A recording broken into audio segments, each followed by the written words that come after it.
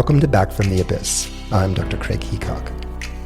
When I was in medical school, I remember a second-year class where 3 women, I think they were from the women's shelter, they came to talk to our class about domestic violence.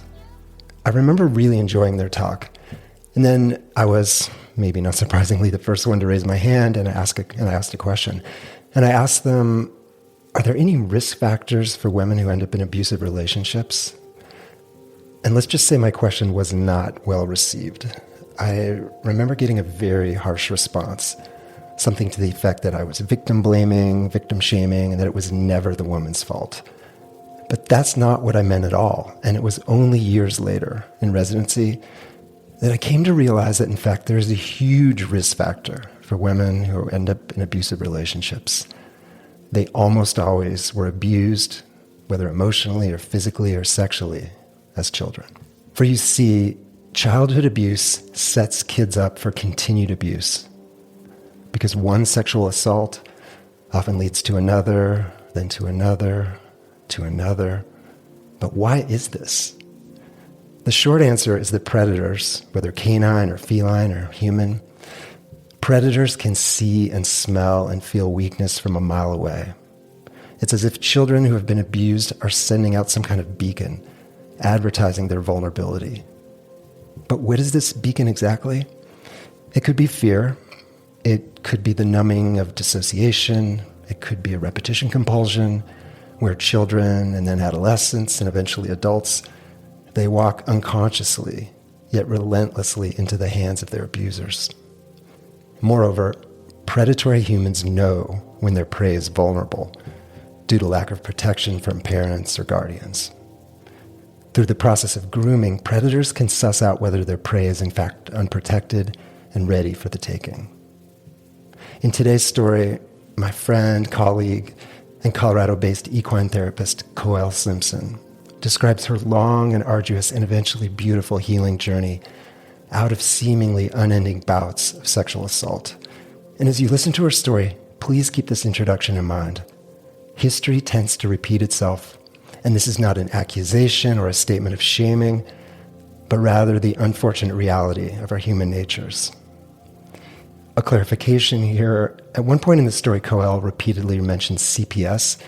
Here she's referring to Child Protective Services, the agency charged with identifying child abuse and neglect, and if necessary, removing children from the abusive home. A final note, this story really does need a warning for all of you listeners, and if you're not feeling ready to walk the fires of sexual assault and healing with Koelle, please hit pause right now and just wait for our next episode. I think it's helpful to share a little bit about my family background because so often our stories make more sense when we understand the journey of those before us and how we got here. My mother and father met when they were really young. My mother had just completed high school when they got married. My mother, they both came from religious backgrounds. My mother grew up in the Bible Belt of Alabama.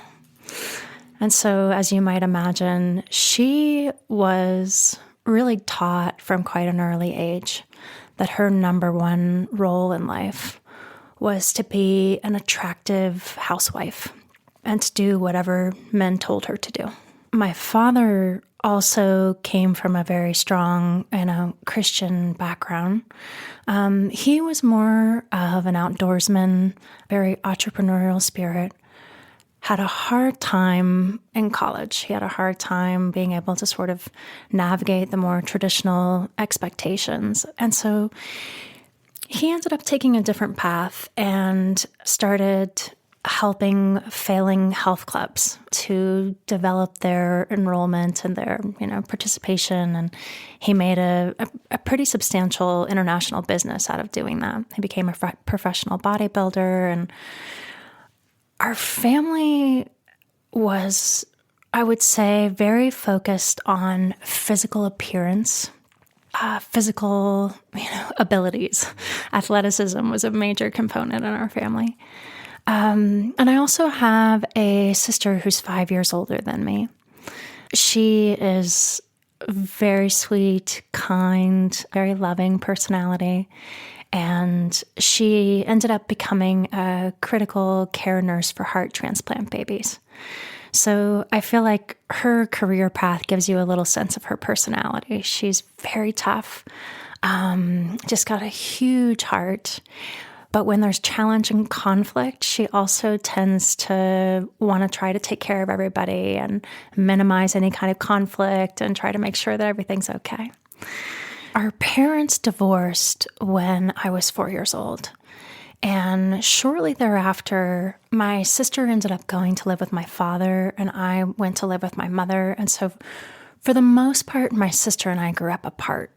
And we really only came to know each other as adults. Why do you think the split? What happened? I wouldn't find this out until quite a bit later, but my father struggled with a pretty extreme sex addiction. And so I think that after several years of my mother being demanded that they have sex multiple times a day, every day, rain or shine, sick or well, she started to say, I can't do this anymore. And when they went through the divorce, she was shamed and ostracized by her church community. And, it was a tough time for them. At the time when I was 4, no one really explained, and I don't know how you would explain to a 4-year-old what was going on, but I basically, my father was gone and no one was talking about why. And I was pretty confused and devastated by it. So then your little family breaks apart and you're just with mom.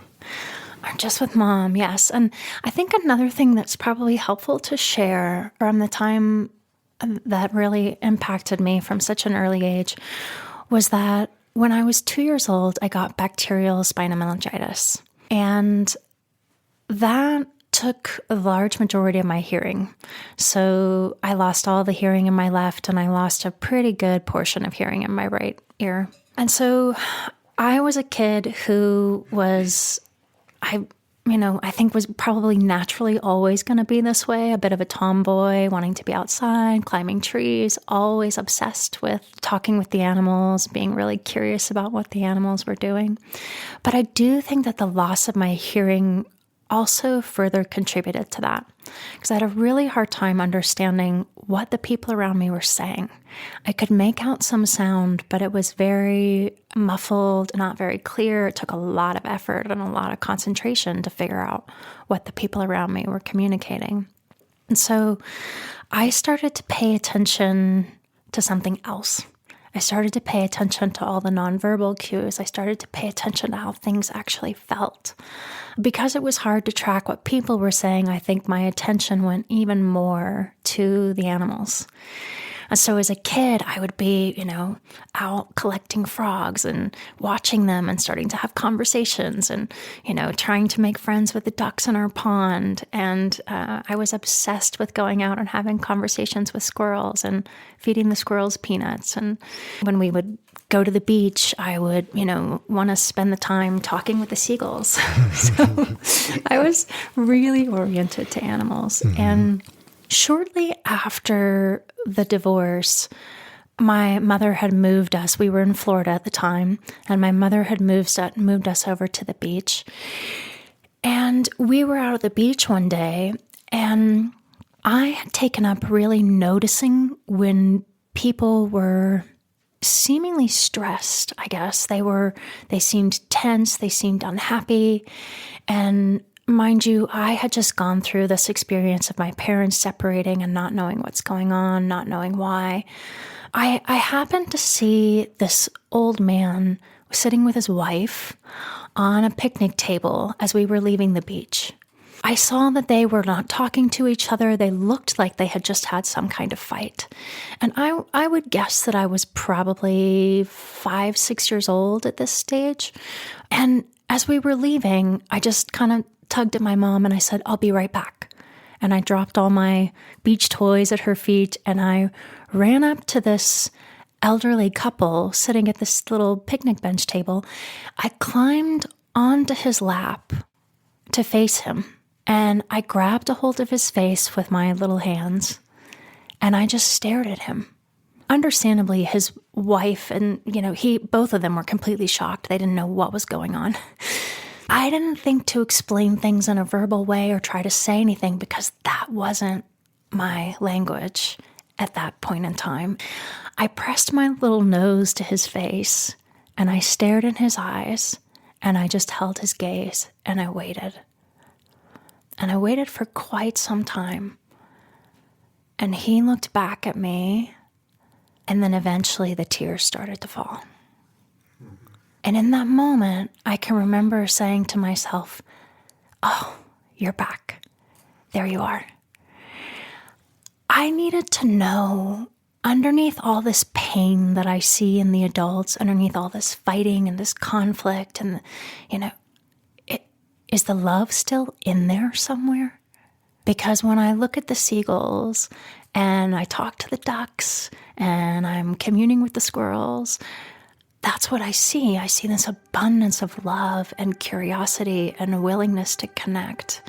I was beginning to see that disappear when I was looking at people. And so I was trying to figure out, what is really going on here? And underneath all this, is the love still there?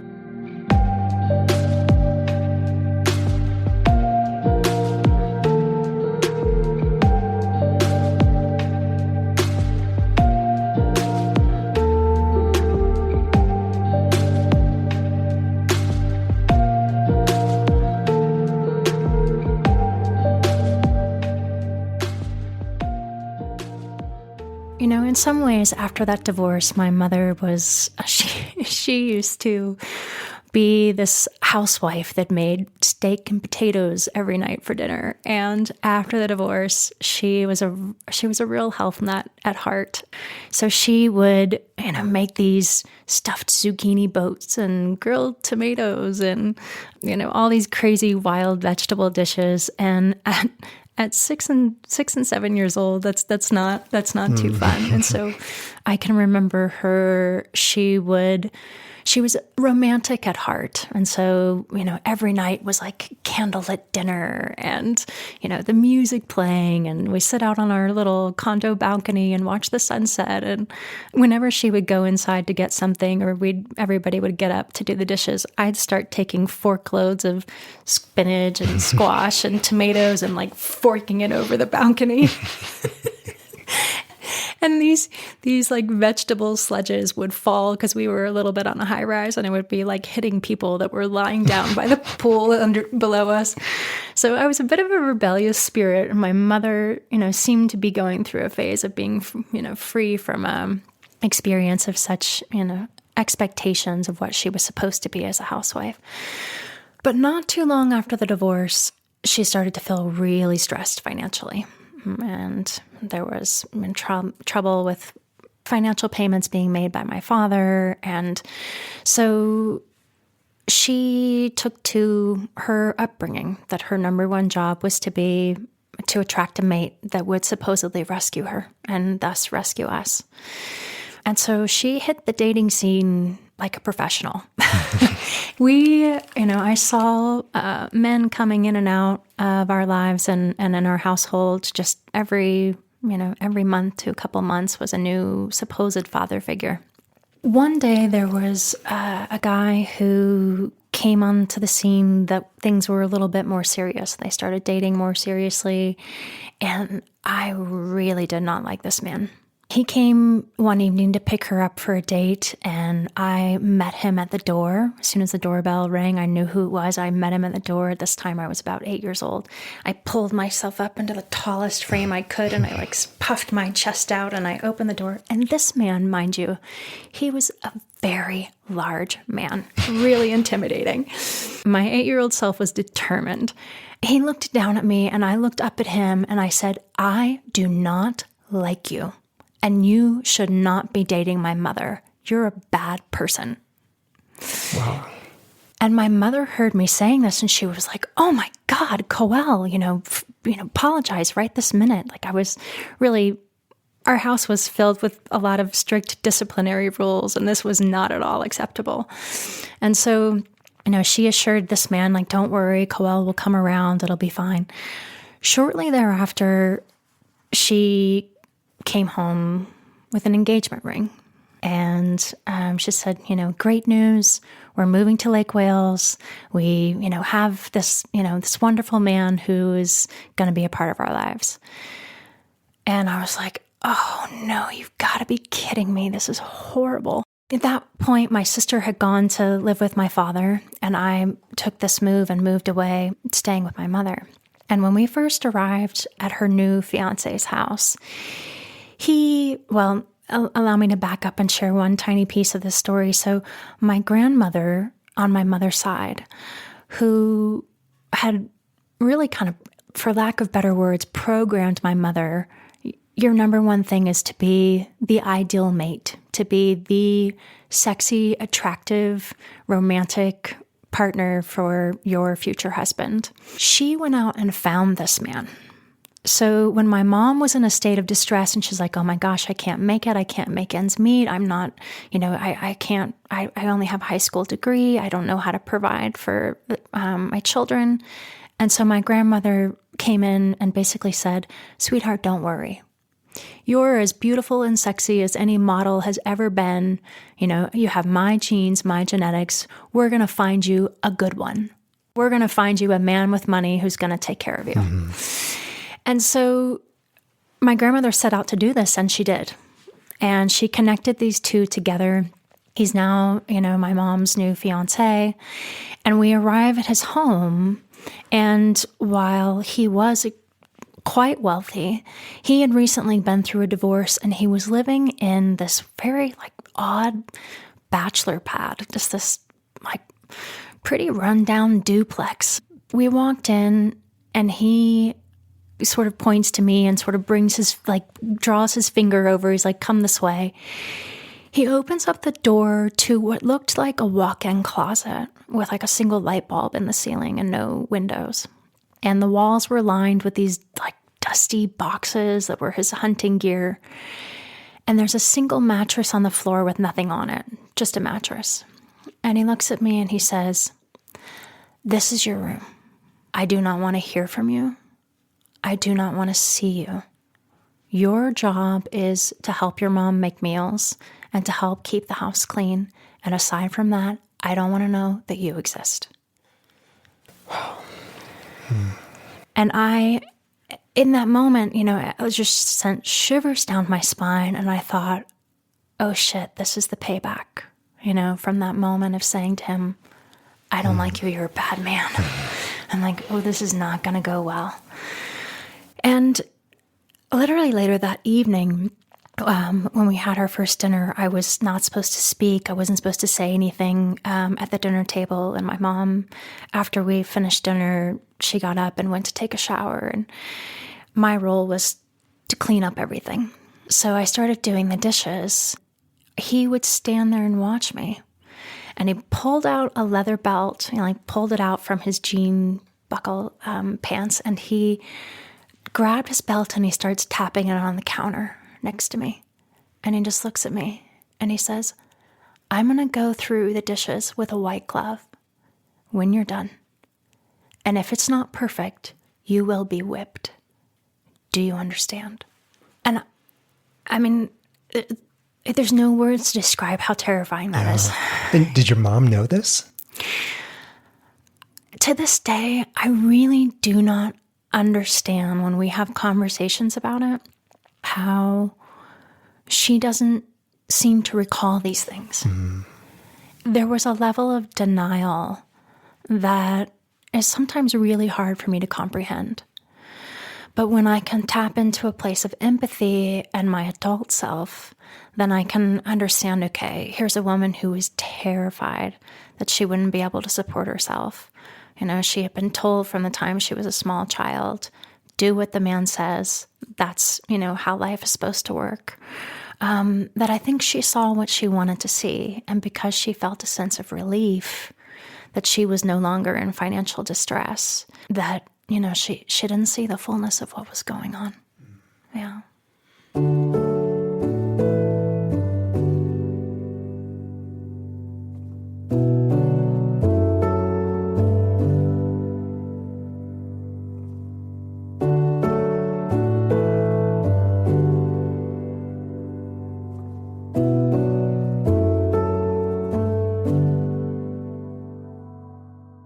my grandmother was actually living in the duplex right next door to us. And in the early days of us moving there, I was shuttled over to my grandmother's frequently, to have a babysitter essentially. And it was the one place where I was like, oh, okay, there's somebody here who doesn't completely hate me. The trouble was that my grandmother would have a very similar demeanor towards me. She was cooing and so happy that she had been the one to be the matchmaker, and she had fixed these two up, and it was the greatest relationship ever. And she's like, I finally found your mama a good one. And then she would say to me, honey, you're going to grow up to be a beautiful woman. And she would take me by the hand and she would sort of look me up and down, and she'd be like, yeah, you're, I want you to watch. There's hope for you. Yeah, there's hope for you. I want you to watch your figure and watch what you eat. And when you go to school, you should wear nice little dresses because that'll attract the boys' attention. I'm 9 years old, and even at 9 years old, I was repulsed by this. I was like, you've got to be kidding me. I don't want anything to do with this whole concept of a good one. This man is horrible. I don't, this whole idea of marriage, I don't think this is a good idea. So I was pretty repulsed by the whole thing. And that day when she was saying that to me, I needed to go outside and get some fresh air and just try to get away from what was happening. And I went around behind this duplex, and there was this incredible space where the lawn had not been mowed, and there was really tall grass and flowers. And I was like, oh, there's something wild here. There's something beautiful I can connect with, and maybe I'll find some flowers or a grasshopper or something, lizards or something. And so I started exploring in the grass, and within a few moments, I am almost completely knocked unconscious. Someone had hit me on the head with a really large, like a 2x4 or something. And when I came to and kind of realized what was going on, this large teenage boy had grabbed me and thrown me over his shoulder. And there were two younger boys that were tagging along behind him. And I started realizing, oh man, this is not good. Something's not good. And I started screaming out for help. He carried me several blocks through the neighborhood to, a house where they lived. And I remember everything just being a complete blur. But the strange thing is, the one thing that really stands out was that I remember Michael Jackson playing. They had music videos on, and it was a Michael Jackson song that was Thriller that was playing on the TV. This teenage boy took me into what I assumed to be their bedroom. It was a bunk bed, and they threw me down on the bunk bed, and these younger boys held me down, and he basically was like, let me show you how this is done. He was saying, I'm assuming it was his maybe younger brothers, let me show you how you take what you want from a girl. And unfortunately, I was raped in that moment. And to my memory, that's my first time of really going into a deep level of dissociation, where I was panicked and terrified, and I felt the pain, but it was distant and removed. And it was definitely one of those experiences where there's another aspect of you that's kind of floating around in the room, observing what's happening, but you're not fully feeling what's happening. Yeah. And when that, when they were done and they just sort of, they left the room and just left me there. And I, shaking and trembling, I grabbed my clothes, put them back on, and ran outside and tried to orient to where I was. And I ran back to this little duplex of a home. And I went to that tiny little closet room, and I sat down on that mattress, and I curled up into a ball, and I just rocked and rocked. And my grandmother was right next door. I could have gone over there. But I think at that time, I just felt like, oh, she's probably going to think that was my fault. Maybe I wasn't paying attention. Maybe I did something to deserve it. And so I didn't I didn't want to say anything. And I just curled up in a fetal position and rocked. And what I remember about that experience is just how much I went from a state of shock and terror into, oh, Koelle, you should have seen that coming. You should have been you should have been aware. You shouldn't have been so distracted. You should have been on guard. And I just began to berate myself. That somehow I should have been able to prevent that. Yes, so common. Almost always when little kids are abused or assaulted or neglected, they pin it 100% on themselves. Right. It would be years before I would understand exactly why that happens. But when I reflect back on it now, I remember it as such a potent part of the experience. Yeah.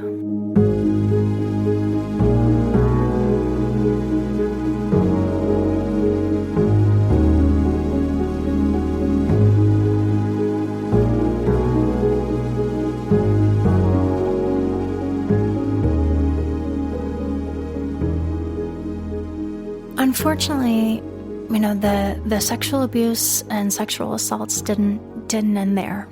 Things just continued. It was roughly about a week or so later that my mother's fiance, they were going out again. My grandmother wasn't available to babysit, and they didn't want me tagging along for the day. And so for some reason, I guess they had the bright idea that they should drop me off at his children's house. So remember, he had just recently been through a divorce. He had 2 children of his own that were a few years older than me. The mother was away at work, and they thought, well, these are teenage kids. They can babysit her. So they dropped me off there. And his daughter, I think, was in the midst of watching a soap opera at the time, and she was not at all interested in this whole idea of being stuck, not only meeting me for the first time, but now just having to babysit me and pretend like this was fine.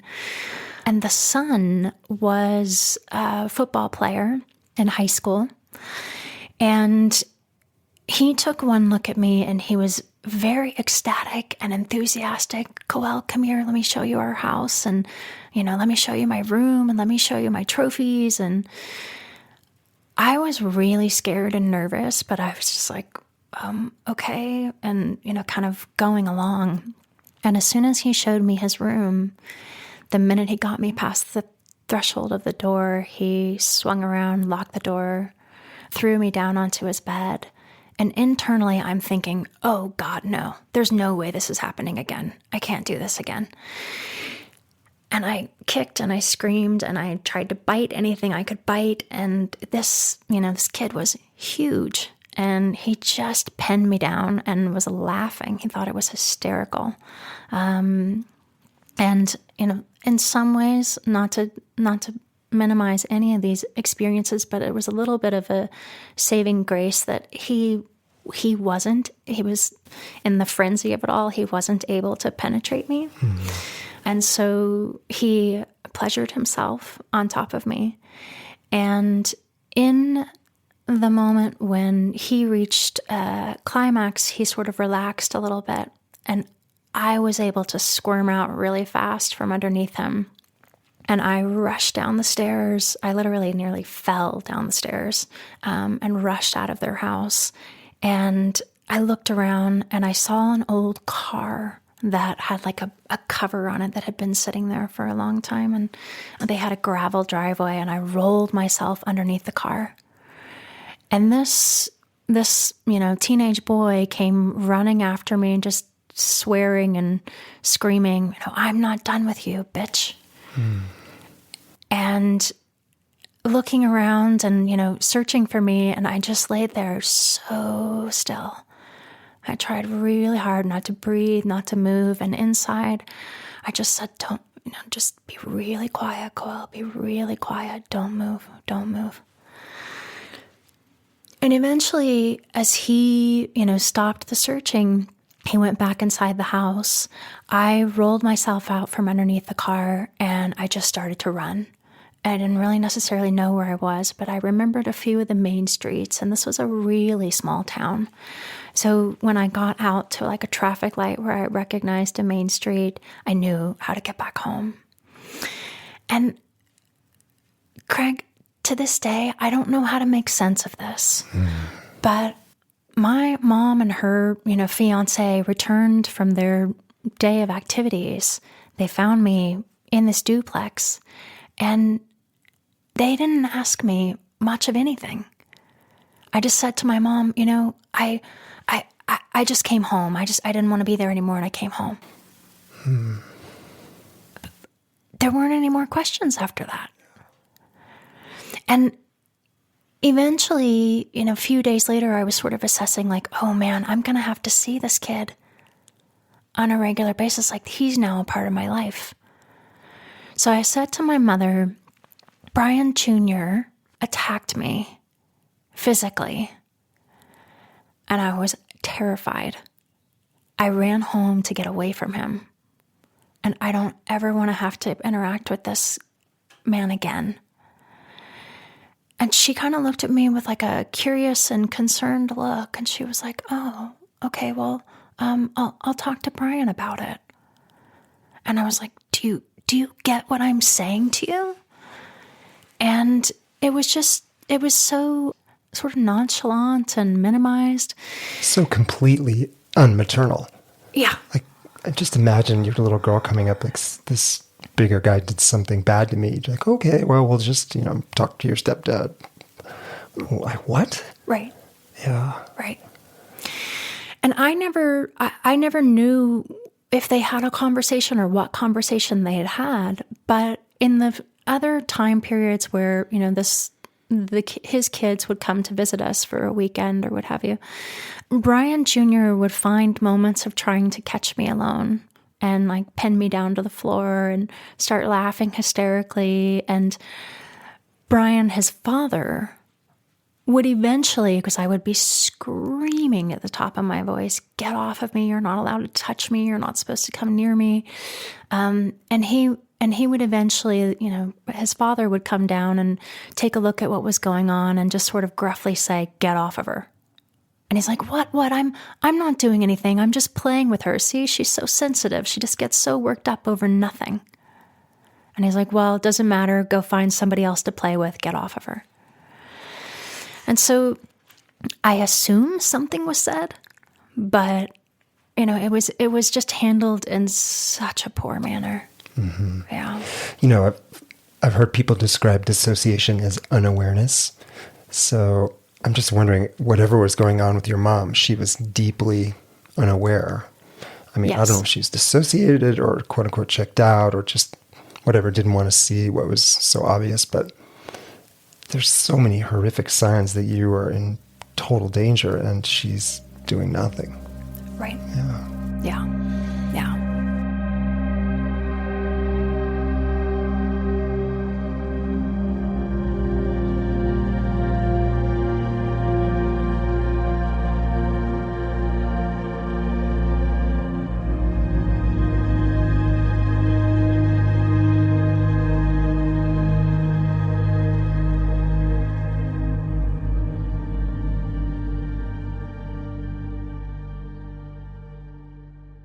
The one, I think, real saving grace that I had was that Brian owned a very large sod farm.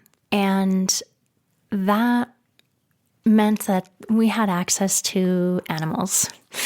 And on this sod farm, he had a large herd of horses that were used a couple times a year to round up the wild boars that were rooting up the grasses. And so these horses were out in a large, just big, lush acreage of grass. And when I discovered that, I took one look at them and I was like, oh, this is going to be my new family.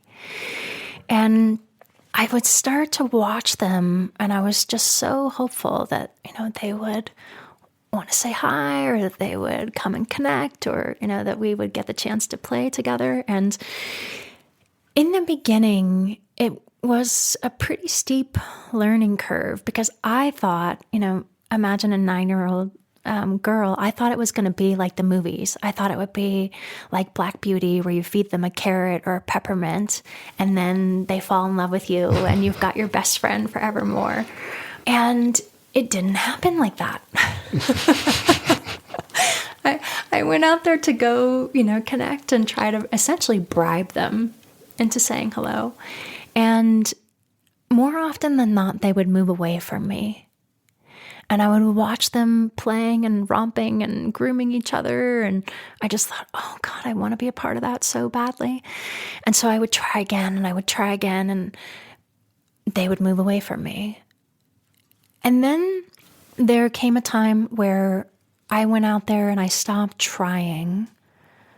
And, and I had a day of just like,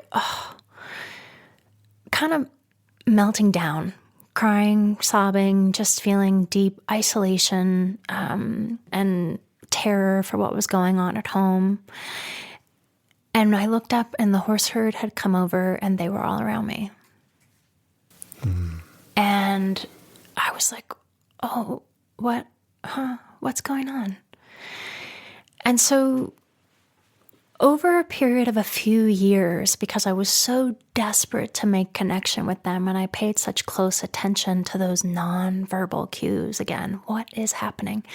I started to realize that when I was with them and I was honest with what I was actually thinking or feeling, I wasn't going out there and trying to pretend, I wasn't bribing, I wasn't performing, I wasn't trying to be perfect, I wasn't putting a fake smile on my face.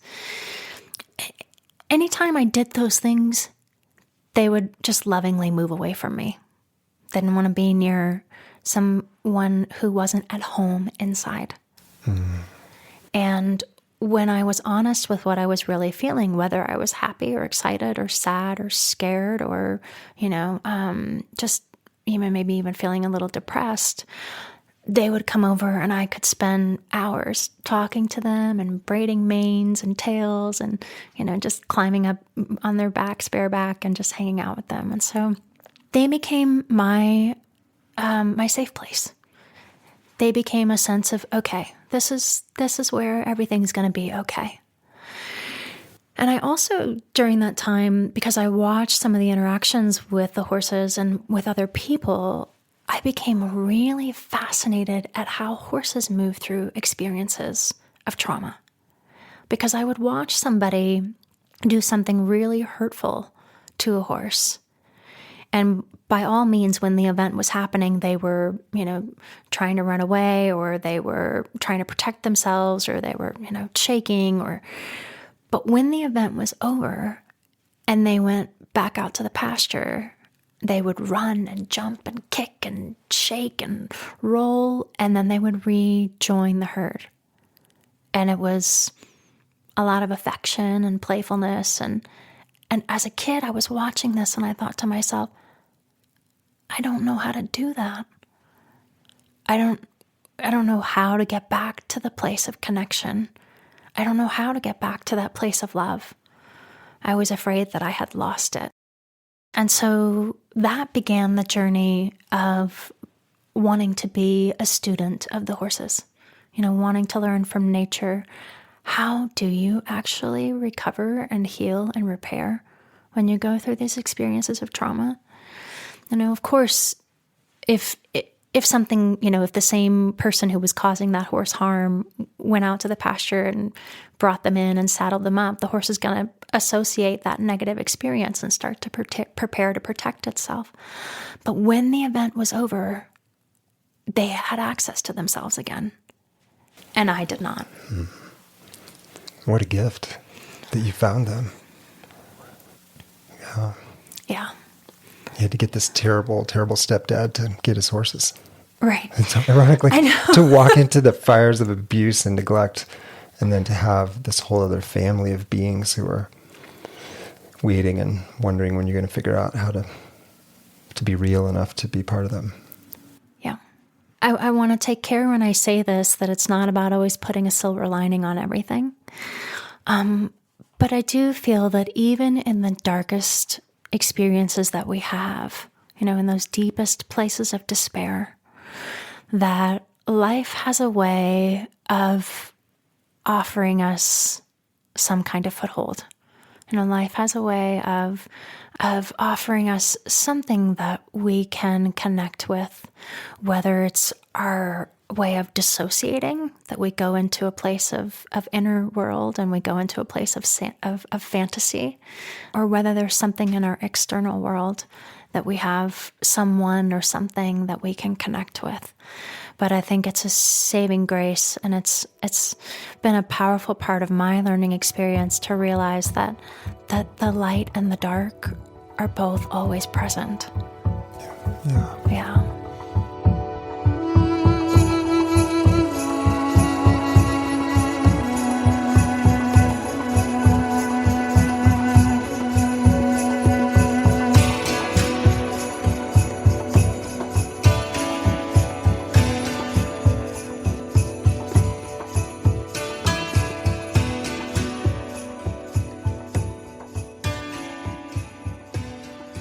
Fast forward a few years, Brian also became sexually inappropriate towards me. And there was a time where my mother had gone out to the grocery store to go shopping, and I was in my bedroom, and he shouted across the house, and he said, "Koelle, come out here." And he was in the living room watching football.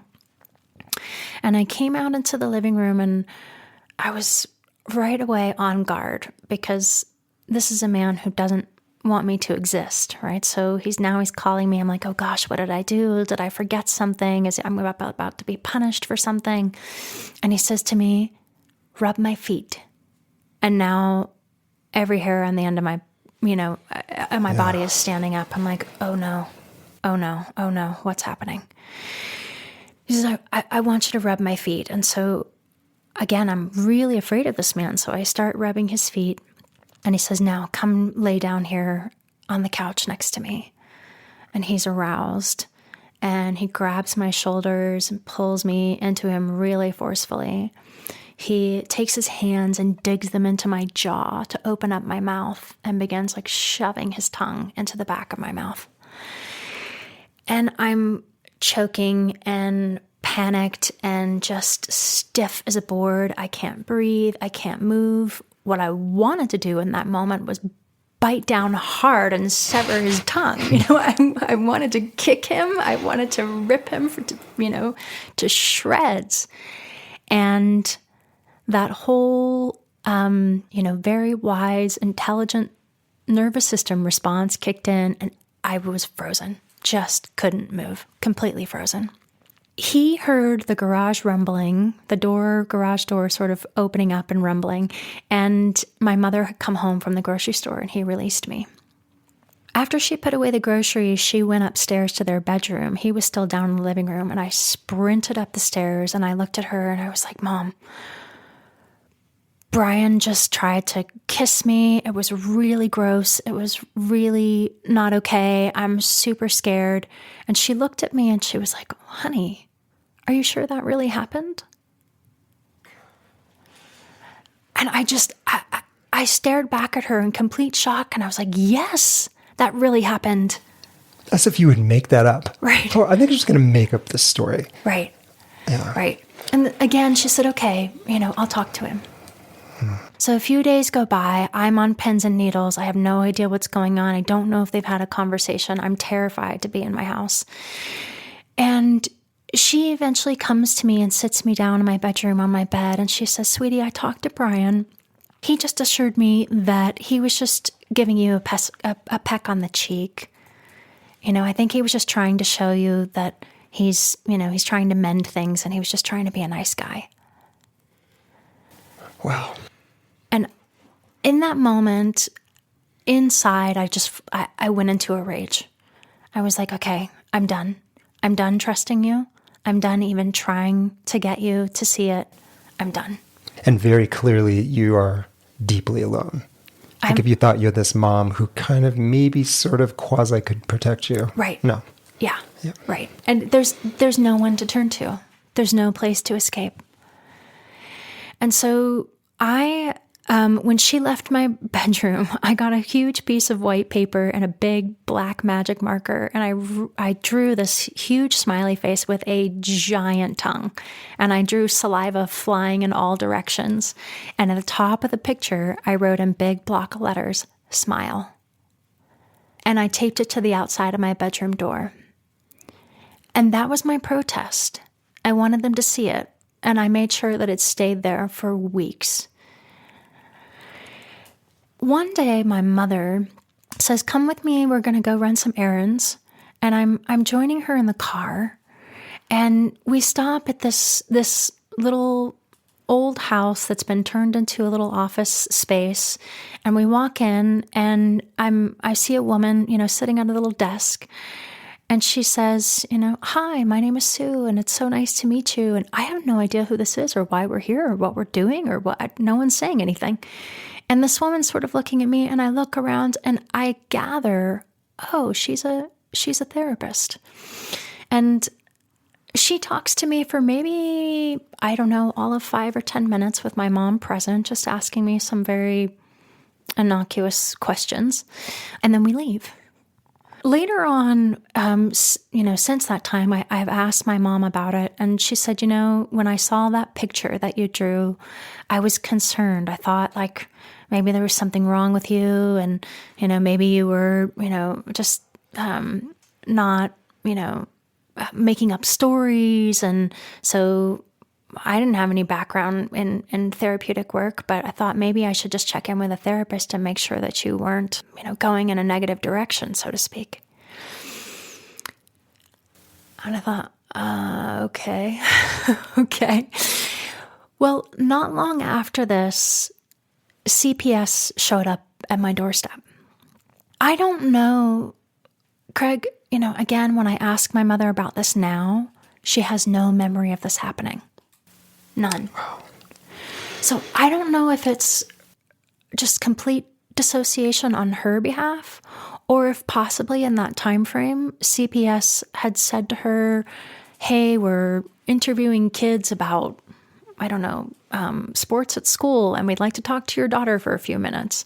I don't know if they had a cover story or if they, at that time, were legally required to tell her why they were there. I truly don't know. Mm-hmm. Although it kind of fits with this whole narrative that for a complex set of reasons, I think she was completely unaware, deeply blocked from what was happening to you, and just couldn't even see it or comprehend it. Right.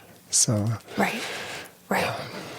So they pulled me outside into the front yard, and they began to ask me, we've heard that some inappropriate things have happened. Have you ever been touched? Have you ever been touched in an area you don't want to be touched? Have you ever been touched in your private parts? All the questions. And when I realized what was going on, I just started to lie. I was like, oh no. They were trying to say, like, we can take you to a better home. We can take you to a place, somewhere else. Again, I don't remember if I'd heard something at school or if I'd seen something on a TV show or something intuitively inside me just knew. But somehow I knew if I say yes to these people and I go, it's going to get much worse. It's going to get much worse. And at least here I have my connection to the horses. And there's no way I'm going to let that go. That's my one safe place. That's my one sense of family. They were your family, really. Yeah. I'm not letting that go. And so I just lied. I lied to the best of my ability. And I could tell from their facial expressions that they knew I was lying. And they gave me their little card, and they said, like, please, if you change your mind, or just know that you can call us at any time. When I walked inside the house, I put the card in the trash immediately and never spoke of it again. Yeah, I guess it kind of makes sense in retrospect, and it's just horrifying. Like, I find myself wishing I could get, like, time portal back. It's like, oh, you got to get out of here. But then you're right. You leave your horses, you leave all that connection you had with them for what? Like some foster home, which could have its own horrors. Mm-hmm. Yeah. I know. I can appreciate too when I reflect back from now, my adult perspective. Like, oh gosh, there maybe was an opportunity of hope for a different path. And I think people don't necessarily understand when you're in those spaces and people say, well, why didn't you just say something? Or why didn't you just tell people? Or the terror of how you're going to be seen, how you might be judged, the fact that you won't be believed. And then, should I have chosen that path? It really may have been much worse. It could have been the House of Horrors to go down the path of a foster home. So there's no easy way to navigate these things, and I think it's important when we're exploring and trying to understand other people's stories to have compassion and empathy that it's more common than not to talk about it or not to tell. Mm-hmm. Yeah.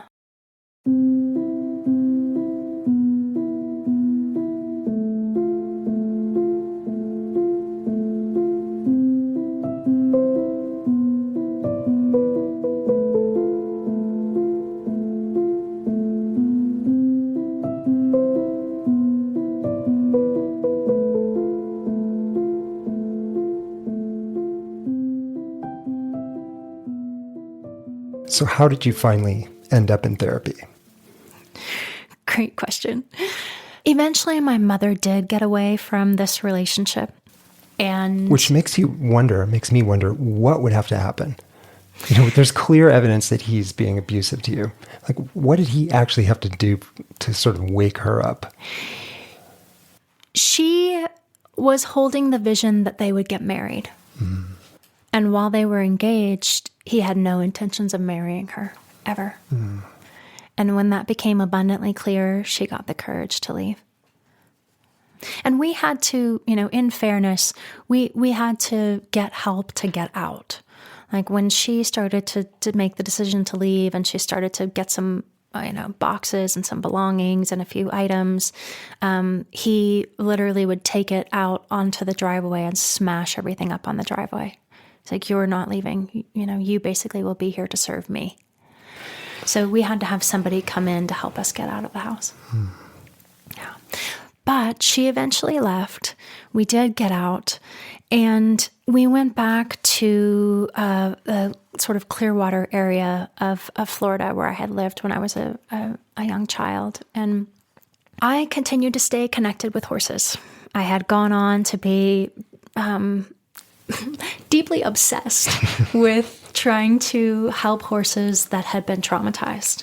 Looking back on it, I think I was really trying to understand, gosh, if I can figure out how each of you are able to repair your ability to trust in human beings, then maybe there's some hope for me.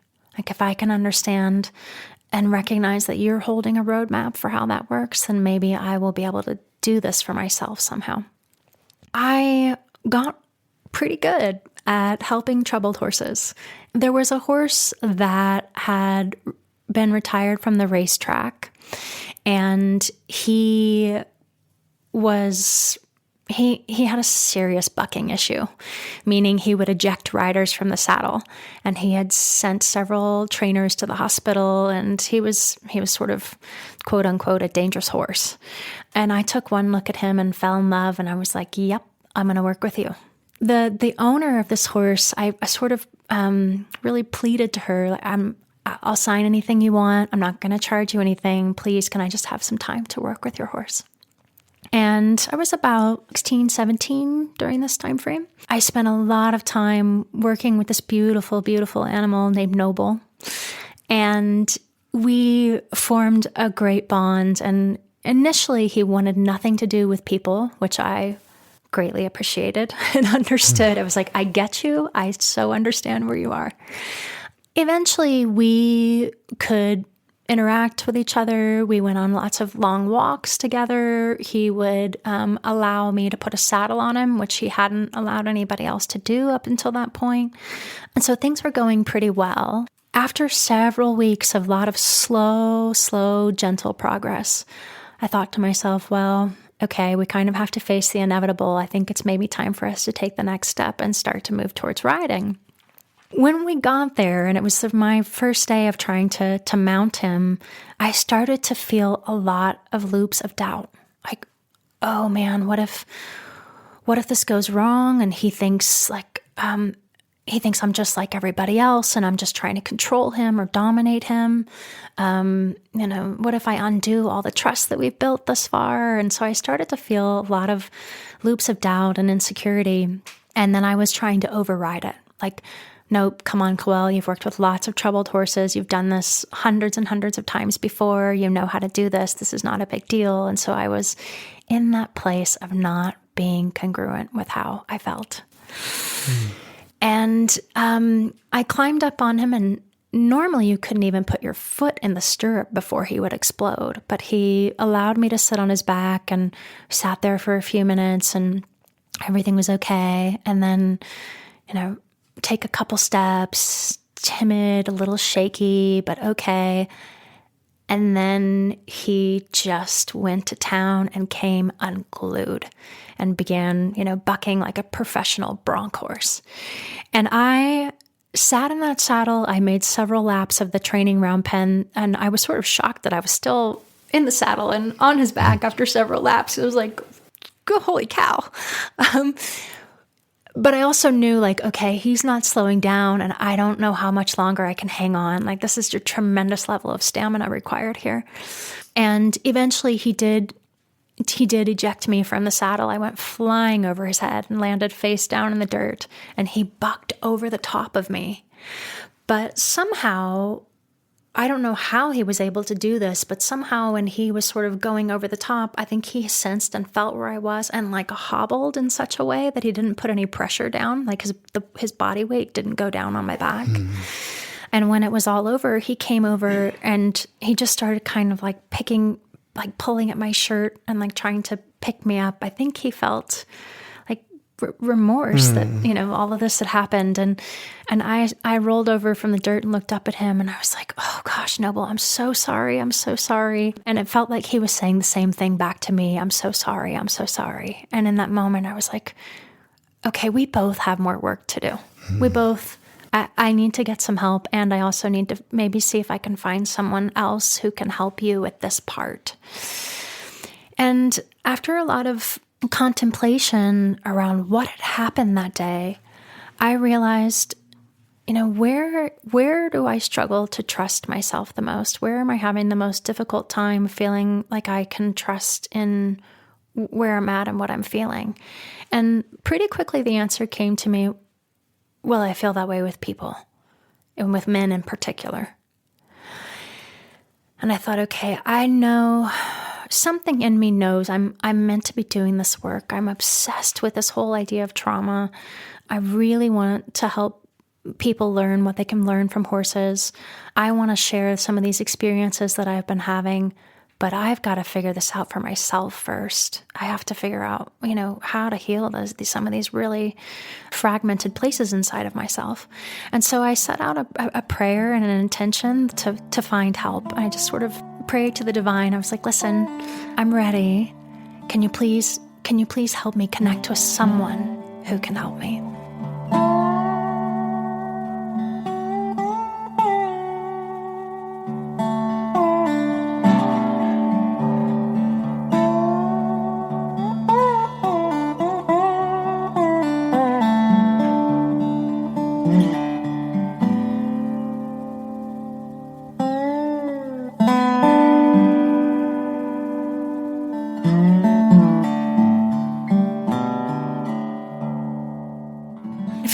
Later, I hear about this therapist who's a quadriplegic, and a light bulb goes off for me.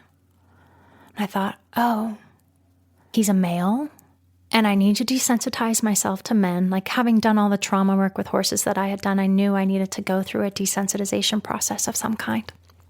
Okay, he's a male, and he's in a wheelchair, and he can't move.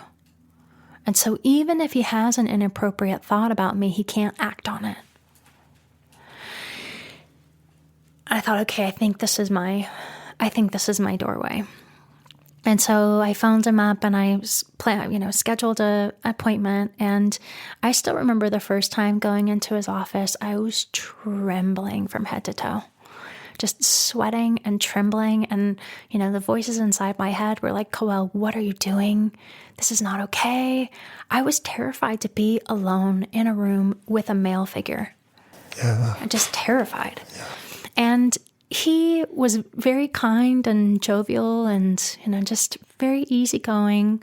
And I sat on his couch, stiff as a board, and couldn't speak. He would try to ask me some questions. He would try to engage me in something. And I couldn't speak. And so he would start to tell stories. Maybe in the world of therapy in those days, this would have been frowned upon, but I think it helped me tremendously that he told stories of his own journey. I think one question I was able to eke out was, what happened to you? And he said, oh, you mean how I broke my neck and how I wound up in a wheelchair? And I just kind of nodded, yes. He said, okay, well, let me tell you the story about that. And so he began to share with me some of his journey, and that helped me to soften a little bit. I was like, okay, here's another individual who's been through a really, really difficult time. And, can I at least give him the benefit of the doubt that he understands what that's like? Yeah. He's not asking anything from you. No. He's seeing that you're not ready to talk or engage, but that you could ask him. Yeah. So you could be in control. That's right. Yeah. That's right. And eventually he said, do you feel open to sharing what has you coming to see me?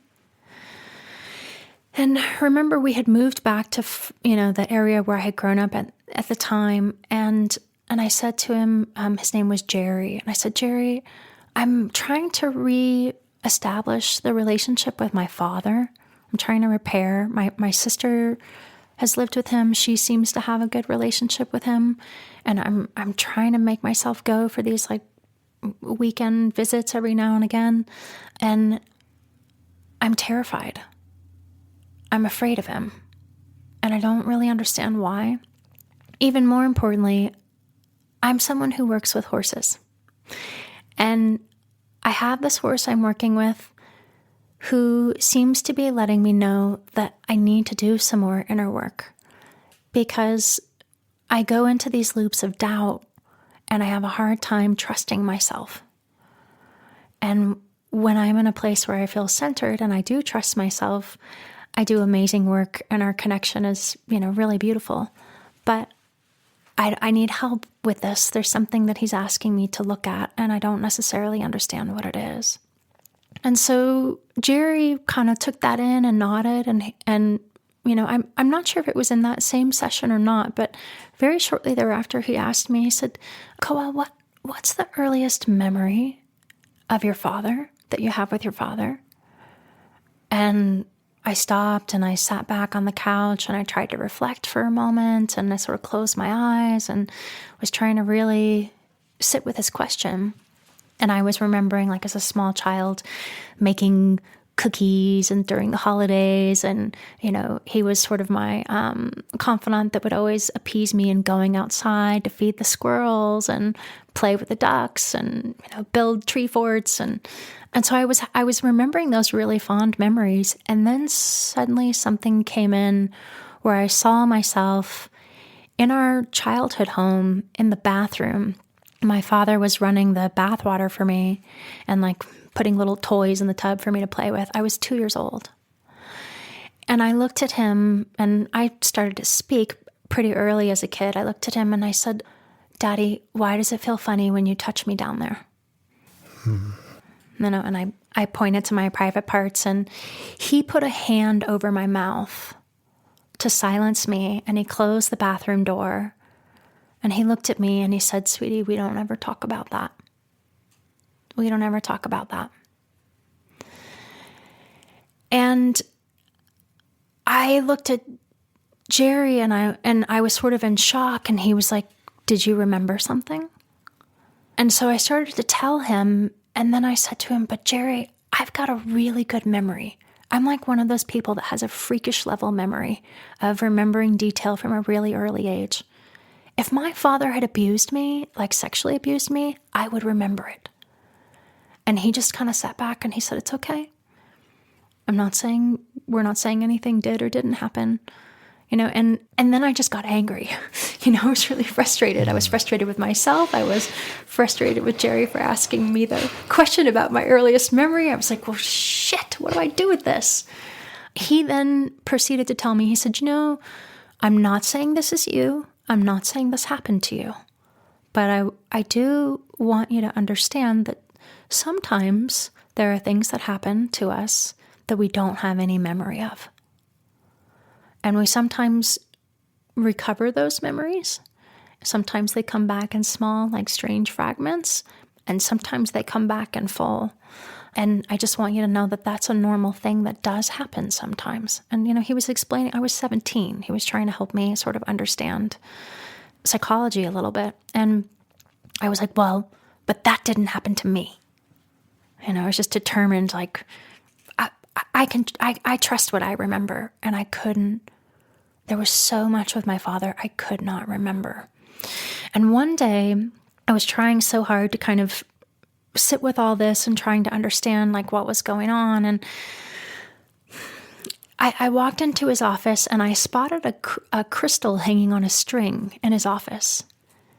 And I was like, Jerry, I don't think you've ever had that out before. What is that? And he said, oh, well, why don't you get it down and just hold it? I'm like, okay, well, I got it down. I'm like, what do you do with this thing? And he said, well, just start asking, like, hold it super still. Try to make sure you don't move it at all. Hold it really still. And just ask some yes, no questions and see if you can watch the crystal really closely and see what it does. So we did like, my name is Koelle and I'm living in Florida and I love horses and, and I just like steamed spinach and whatever, And as we're doing this and we're like dangling the crystal and I'm watching it really closely, whether it's doing a yes, no, forward and backward or left and right, suddenly I drop the crystal to the floor and I'm in a state of paralysis and my jaw is on fire and I feel like I'm choking and I can't breathe. And suddenly I'm seeing flashes of my father forcing me to give him oral sex as a very, very, very small child. And so I'm sitting there having this flash going through me and Jerry's looking at me and I can't speak and I just start to sob and he starts to cry. And eventually I was able to say, Jerry, I'm so sorry. I can't speak. My jaw hurts so bad. And he said, I know.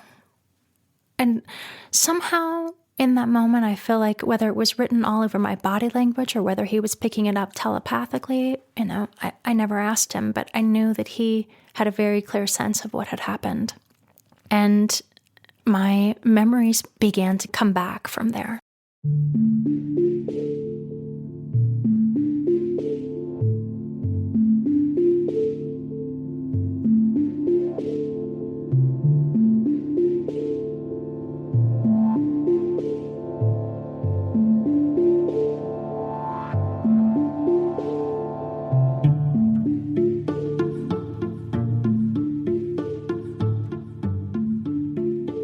I made a choice to confront my father. For whatever reason, I felt like I needed to know that I had unturned every stone possible in trying to have some kind of relationship with him. And so I asked Jerry, I said, okay, will you help me? If I bring him into the office, will you help me have this conversation? And Jerry agreed. Let me remind you that Jerry's in a wheelchair and he can't move. And my father is a professional bodybuilder. Very, very large, big man. So I say to my father, I've been doing some therapy. We're talking through some things. There's some stuff that I wanted to work through in my relationship with you. And I'm having some new insights. Would you come to my therapist's office and have a session with me? There's some things I'd like to talk through.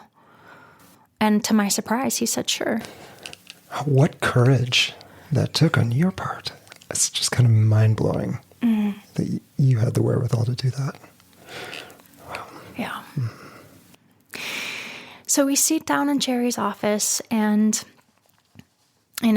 I think Jerry prefaced things by saying, your daughter has some stuff that she wants to share with you. And he kind of laid down some ground rules and said, when one person is speaking, let's just make sure that they have the chance to say what they need to say. I'll make sure that everybody gets to speak evenly, and fairly here. But I'm going to ask you not to interrupt and to really show up to listen.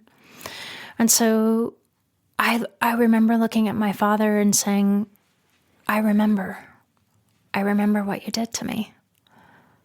I remember what you made me do as a small child. And I started to describe in detail. And he stood up in a rage within the first few minutes of the session, just stood straight up off the couch. And he was like, that is not true. This man has placed memories in your mind. This guy is a quack.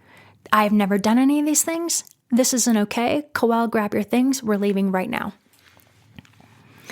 And he stormed out of the office. And before he did, Jerry did at least try. He said to my father, can you at least recognize that Koelle is wanting to try to repair things with you? And that starts with being honest. She's not telling you these things because she's looking to reject you. She's telling you these things because she wants to figure out some way to move forward. And he just, my father just raged and screamed and stormed out of the office. And Jerry looked at me and said, I am not comfortable with you leaving with that man. And I said, don't worry. I have my own car. And we're going to go to a public place for lunch. And I am going to finish what I started. And we did. We went to a public restaurant, and the waiter, served us some water, and she walked away, and I looked at him, and he was just carrying on like everything was normal. Isn't the weather nice outside? And what are you doing this weekend? And I just looked at him and I said, he did not place any memories in my mind. In fact, he was really careful to let me come to things on my own. These are my memories. And the stuff that I do remember, I don't have any doubt. I know what you did. And he just sort of kind of slunked over and was in his shoulders were all folded in, and he was looking down at the table and in a shameful posture. And he just kind of shook his head, and he was like, I don't know what you're talking about. And I looked across the table at him and I said, what happened was really difficult, and it's had a huge impact on me. And you aren't the only one who's done this. I have a long road ahead of me to figure all this out and to figure out how I heal from it. But that's not even the part that bothers me so much. The most emotionally difficult part of this whole thing is that you won't take responsibility for it. That you won't acknowledge, what, I did do that. And I said, because you won't take responsibility for it, to me, it's dangerous to be around you. I don't want to have anything further to do with you, and you're going to need to stay out of my life. I'm going to make the choice to forgive you, but I don't want to have any further interaction with you. And from that moment forward, 17 years old, I made no other attempt, and my father has tried, a few times at different junctures to try to connect without any willingness to take any ownership, and I just won't engage. Yeah. Wow.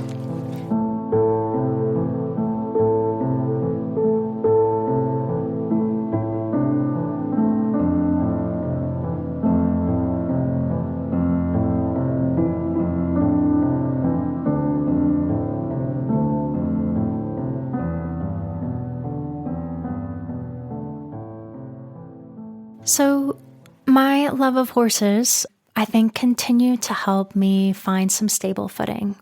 I continued my therapeutic work with Jerry. I went through, bouts of anorexia. I had experiences where my whole digestive tract shut down, and I was having all kinds of health challenges while navigating the unpacking of all this sexual abuse.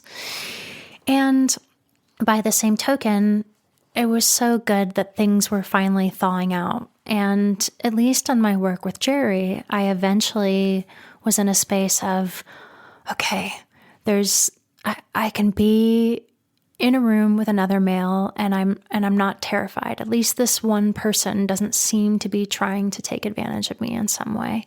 And I started to feel some sense of agency, like I'm doing this. I'm saying what happened. I'm confronting the people who've caused me harm. I'm trying to be proactive. I'm like, okay, I'm doing this, And so my work with horses continued to be a real safe haven and a real stable ground, but I also wanted to continue to develop my skills. And that horse that I had been working with, Noble, he continued to be pretty extreme in his behaviors. And during that time, it just so happened that a very well-known horse whisperer was coming to the state of Florida to do like a big, show of his skills. And in the newspaper, there was a ad for, if you have a difficult or problem horse, bring him down to the showgrounds on such and such a day, and we'll see if this horse gets selected to be a part of the, the horse whisperer presentation.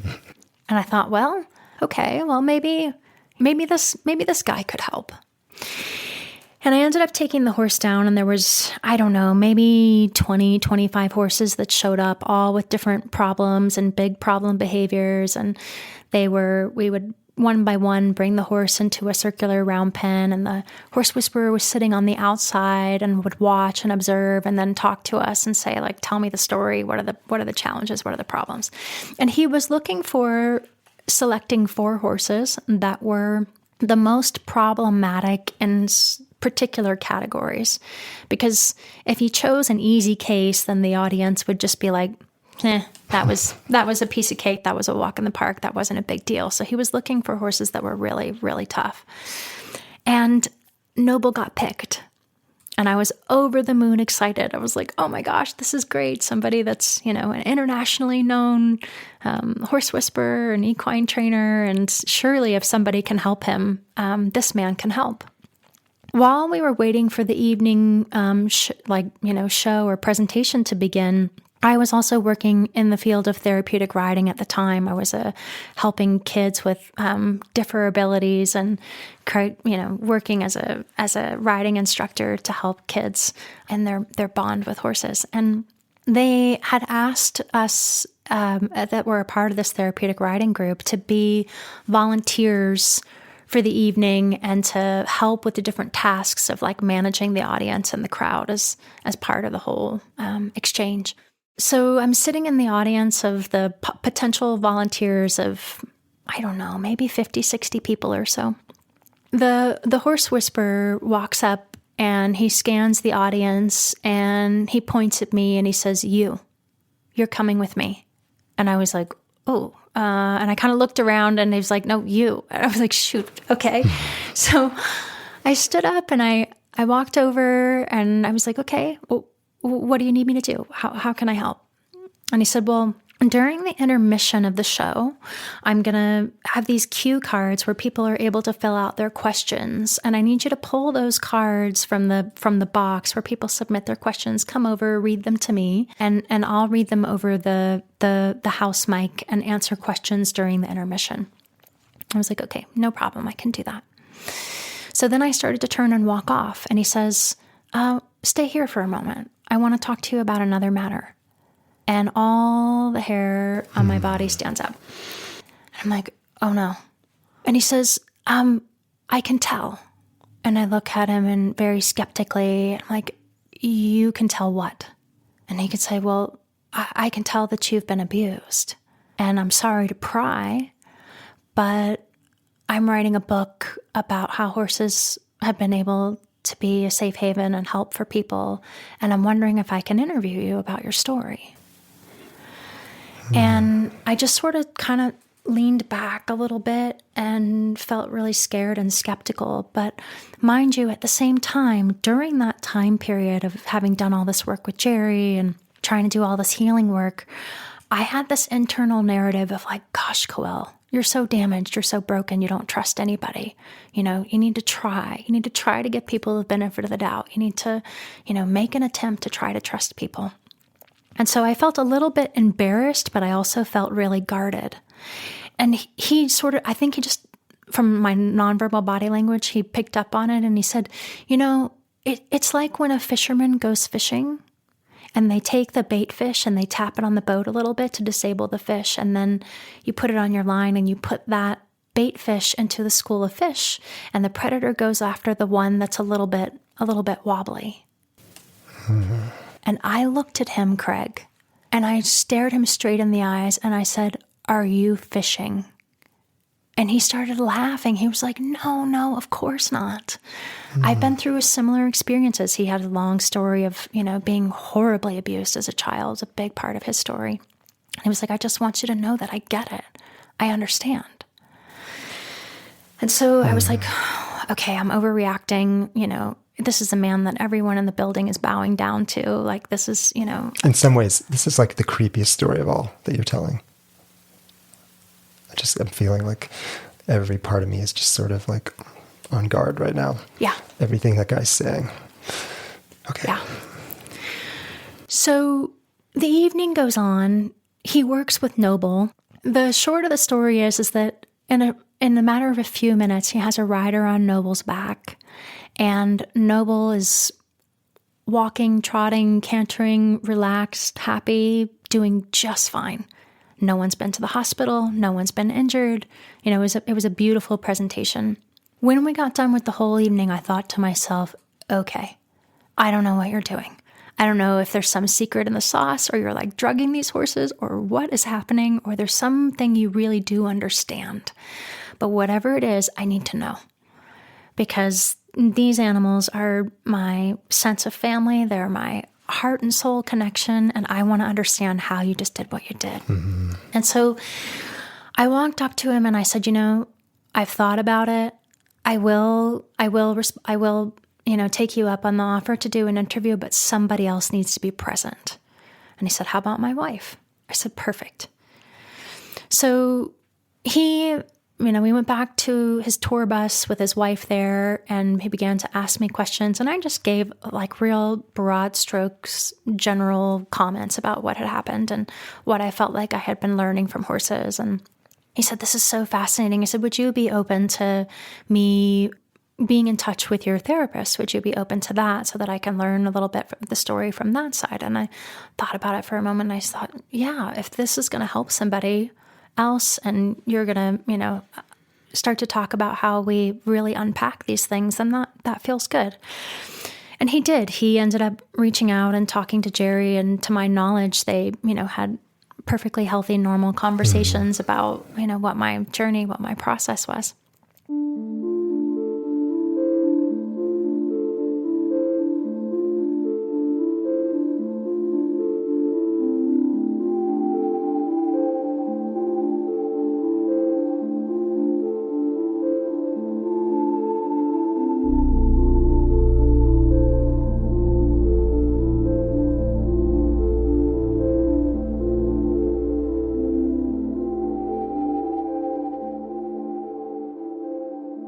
I ended up about a year or so later going to work for him.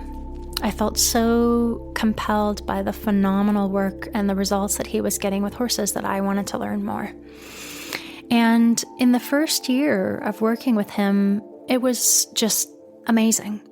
I was able to work with some of the most difficult horses that had, some of the most challenging cases in the country. I was joining him on tour and able to work and support and talk with hundreds, if not thousands of people about the incredible lessons and insights that we can learn from horses.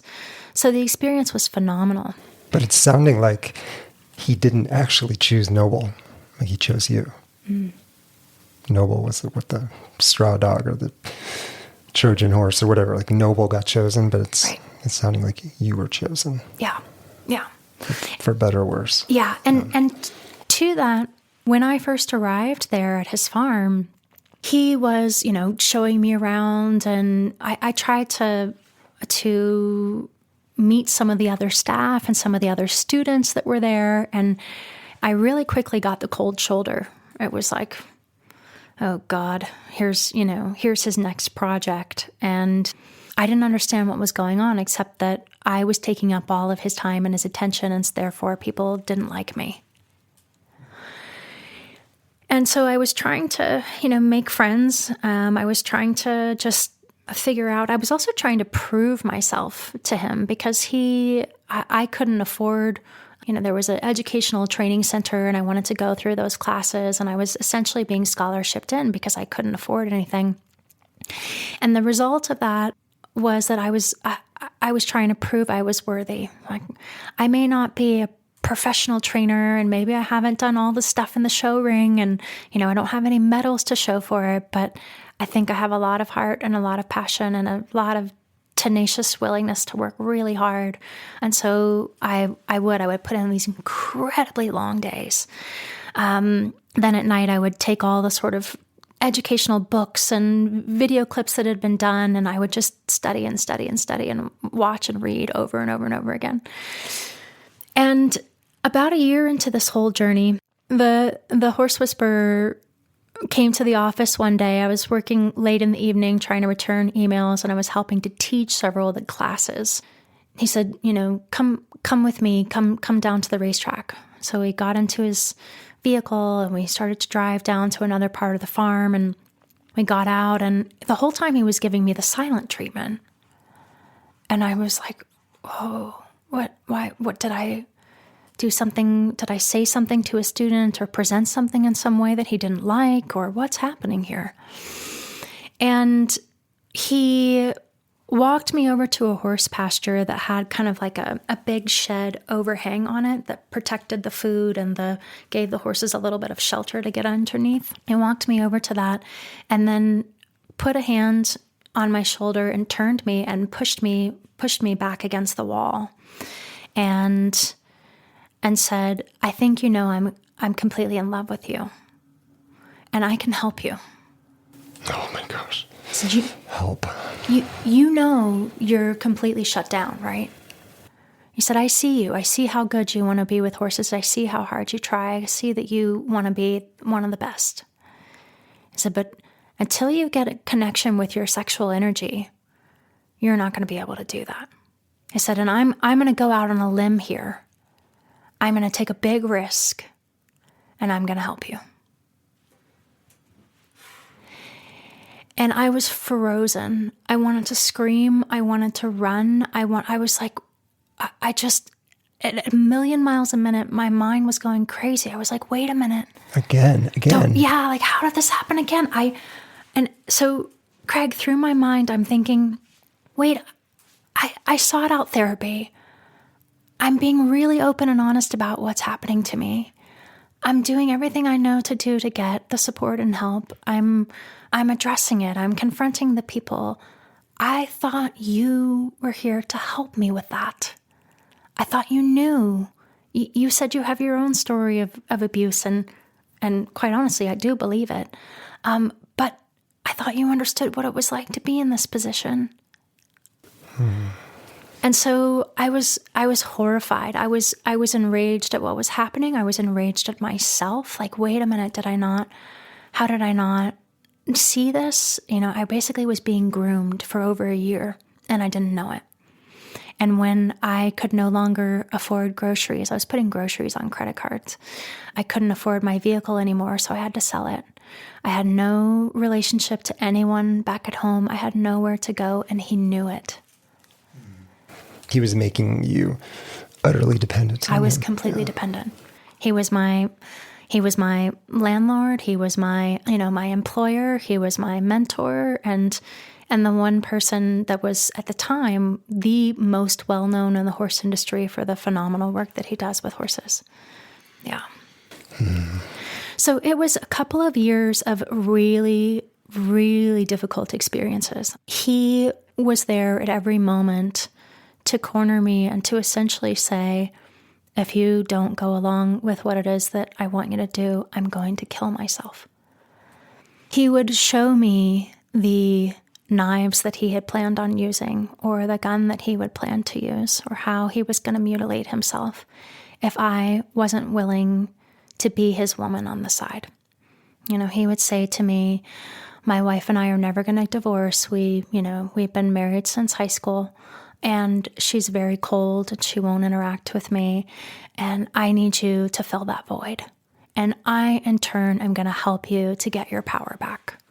I'm going to help you. You see how when I take your hand and I put it over my zipper, how you freeze and you can't function? He's like, that shouldn't happen. And so it was this weird, twisted mind game. I didn't realize, now getting away from all of it and years later, I see the way that the whole thing was an intentional game that he had done many, many times before. But at the time, I genuinely thought he was going to kill himself. And I was terrified that that would happen. And here I was, the Queen of England had endorsed this man. Everyone thought he walked on water. Celebrities came through the farm all the time, singing his praises and wanting to learn from him. And I was a young 20-something who, what's going to happen if I say something? Eventually, someone came to the farm who was a well-known, she was in the field of life coaching, and she was, just had a beautiful background in psychology and social work. And I was taking her through a weekend with her kids and sharing with her some experience with horses. And she turned to me and she said, this man thinks he's in love with you, right? And I was ashen. I was horrified because I was like, oh my God, she knows. What am I supposed to do? What am I going to say? And I just looked at her and I said, yes, I know. I'm trapped and I don't know how to get out. And she said, okay, I'm going to help you. I'm going to help you. I ended up being able to flee that whole situation and went to work for her and sort of apprenticed with her for a couple of years before starting up my own business.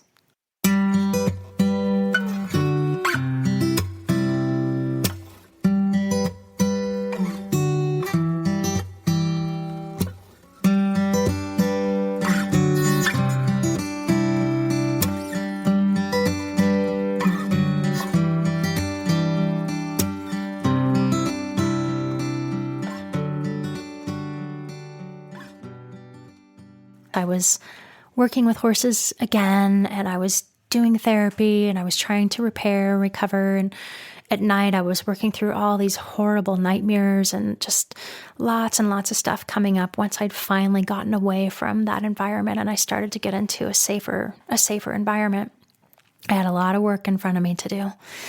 And someone called me up, an acquaintance that I had met while I had been on one of the tours with the Horse Whisperer. This was someone I met during that time. He was a play therapist, a play specialist. And he said, hey, I just thought of you, and we're going to be in New York, and we're doing a workshop with some college students. And I remember you saying, if there was ever an opportunity that you could come join something, would I let you know? And I just want to let you know there's this opportunity if you want to come. I went and we had a couple days of him talking about play and understanding what it is, and play that's not structured through some kind of game or sport, and, the rules of no tickling and being able to just be really present and basically say yes to what's happening and be fluid with the way that the interaction is going. And he gave us some great tools and tips. And then, I guess a day or so later, we went to a school that was specialized for autistic children. And these kids were pretty acute. They were non-speaking, struggled with body control. And we set up one of the classrooms. We cleared out all the stuff in the classroom, and we lined the classroom with gym mats, and we lined the wall with gym mats. And this play therapist said to us, okay, we're going to have, a little bit at a time. We'll have small groups of 4 or 5 children that come in. If and when you feel ready, you can come out onto the mat and just begin to engage and play however you feel inspired, but let the kids lead. Let them show you. And your job is to follow and be engaged. And so the first round of kids come through, and I'm watching, I'm like, okay, I don't want to dive right in yet. I just want to see what's going on here. And as I watched, I thought, oh, I know what this is. This feels so similar to the way that I communicate with horses. And this is, I get it. I feel at home with this. So that first group of children left and the second group came in, and there was a little boy. Several of the kids had done this in the previous years before, and they recognized the play therapist and they recognized the gym mats, and they, ran onto the floor and they started to engage and rolling and tumbling and, piggyback rides. And it was really sweet. But there was one little boy who had a really difficult time with the transition. And he was placed, his shoes were gently taken off, and he was placed gently on the mat, and he inched his way over to shove himself between the wall and the floor. So there was like a natural corner there, and he was trying to like compress himself into it. And I watched for a minute and I thought, that's the boy I want to work with. And so I got onto the mat and I made sure to leave plenty of space because I didn't want to put pressure on him. And I just sort of got into his line of sight. And then I went into a deep state of relaxation, just observing him with a lot of heart and a lot of compassion. And I began to communicate to him telepathically. And I just said to him, hi, I'm here. And I don't want to intrude, but I just want you to know that I see you. And he picked up his face, still crying and still teary and sort of like, snot falling down his face. And he looked at me, and then he went back to crying for a minute. And then in a blink, it happened so fast. I literally don't know how anybody could move that fast. But before I realized what was happening, he had wrapped himself around me. He had grabbed a fistful of my hair and the t-shirt that I was wearing, and he was just pulling with all of his strength. And I would guess that he was, I don't know, maybe around 6 or so. Mm-hmm. It was one of those moments where time slowed down, and I just thought to myself, oh, okay, I'm either going to be a really good student of this moment, or I'm going to have a bald spot and I'm going to be without a shirt in about 30 seconds. And so I dropped in as best I could to a state of relaxation, and I gently placed my hands over his fists that were just ripping and pulling so hard. And again, I dropped into the place of my heart, and I tried to communicate to him telepathically. And suddenly, as I was doing that, I realized, oh, you can feel the anger and the rage that I don't know how to access yet. Like, you're actually able to fully express all of this pain and all of this anger and all this rage that's trapped. And maybe it's something that's to do with you, but I also realize inside myself, it's trapped. I can't access it. It's been in such a place of dissociation and shutdown. And so I'm looking at him, and I literally telepathically am saying to him, thank you. I get it. Thank you. Thank you for feeling and expressing the emotion I can't access. And then he went limp. He just went completely limp, and he let go of my shirt and he let go of my hair, and he grabbed my face with both of his hands, and he pushed his nose into my nose, and he stared at me. And I began to weep. It took me back to my childhood, where that kid inside of me needed to know, underneath all this pain, is the love still in there somewhere? Is it still there? And we just stared at each other while I cried. And I just thought to myself, as I tried to communicate to him telepathically, I said, oh God, no one's ever seen you. They've only seen a boy with autism. They've never seen you. And audibly, internally, he said back to me, and I see you. And I, I'll never, ever, ever forget that moment. And he then very swiftly, he turned around and he sat in my lap, sort of facing outward, and he grabbed a hold of my hands and he put them on his feet, and he wanted me to whirl his feet all over the place and in the air. And, we were just being completely silly. And I started to laugh, and I thought, man, I don't know what life has in store next. I really don't know, but the love is still here. And whatever it is, I can face it. later that night, I got a phone call from a friend, and she said, Koelle, I'm so sorry to tell you this, but Jerry passed away. So my therapist, Jerry, who had been working with me, he passed away, and it happened to be at the same moment, at the same time that I was working and playing with that autistic boy. And I don't know, maybe some of your listeners will think this is a little too woo-woo, but for me, I couldn't help thinking, oh man, was that kid also able to channel some of Jerry's spirit? Because, there was this feeling of just this absolute atomacy of the freedom of moving your arms and legs that was really distinct. And I cried a little bit, and then, again, telepathically, I heard Jerry's voice internally. And he said, kid, I'm here. Don't cry. I said, I'm here, and I'm always going to be here anytime you want to talk and anytime you want to play. He's like, but you're ready to move on without me now. You're ready for the next chapter, and it's okay. And so it was a really, really beautiful, potent moment of a significant pivot point for me, of a return to innocence, and a remembering that we go on these phenomenal life journeys, some of it beautiful and some of it really, really hard. But in the end, there is this, I don't know a better word than just to say, this mysterious intelligence behind the way our lives unfold and what happens in it. And in that moment, I remembered, okay, the story isn't over. It isn't over. There's more. There's more to go. Oh, I love that.